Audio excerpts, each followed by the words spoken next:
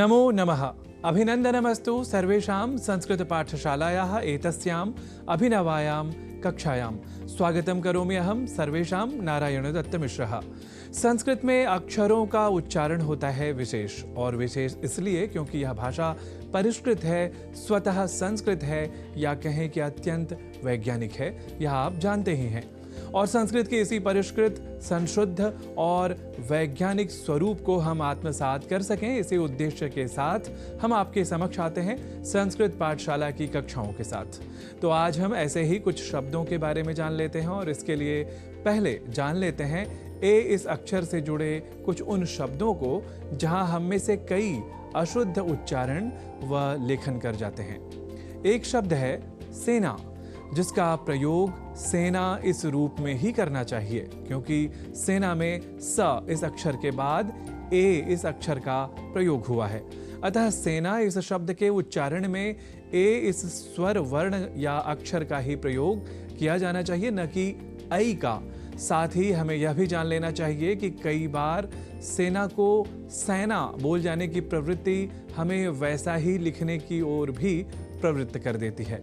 अतः यह अत्यंत आवश्यक है कि हम सेना जैसे शब्दों को शुद्ध रूप में ही पढ़ें और शुद्ध रूप में ही लिखें।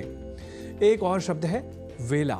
हालांकि यहाँ वेला के ए अक्षर के उच्चारण में तो प्रायः सेना और सेना की तरह व्यवहार नहीं प्राप्त होता, पर आप संस्कृत पाठशाला की गत कक्षाओं में जान ही चुके हैं कि व का कई बार ब के रूप में उच्चारण करना अशुद्ध होता है।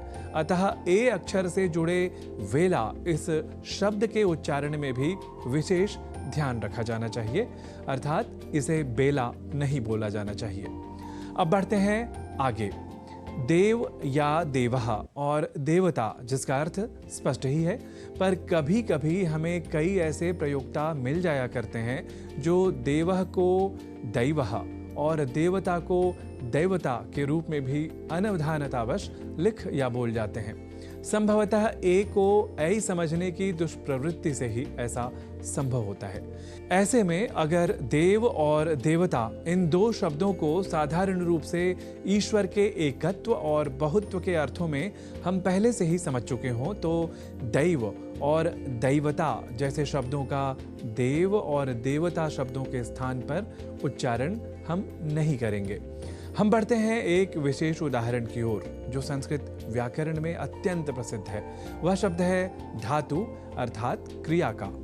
प्रेजते, जिसका अर्थ होता है प्रकाशित होता है या अधिक प्रकाशित होता है।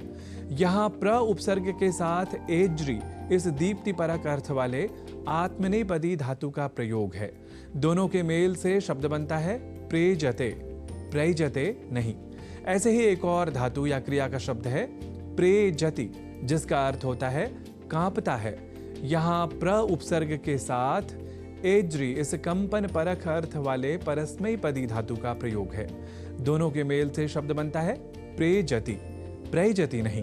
कहने का अर्थ यह कि ए को ऐ इस रूप में लिख जाने और उच्चारण करने की प्रवृत्ति साधारण अशुद्धि या किसी आधुनिक भाषा या क्षेत्रगत प्रभाव के कारण से ही उत्पन्न हुई हो, ऐसा नहीं है।